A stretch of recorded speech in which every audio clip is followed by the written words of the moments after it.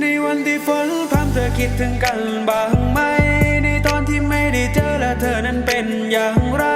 คนไกลเป็นห่วงเธอฉันกลัวว่าเธอจะไม่สบายร่างกายเธออาจจะหนาวแต่ขออบ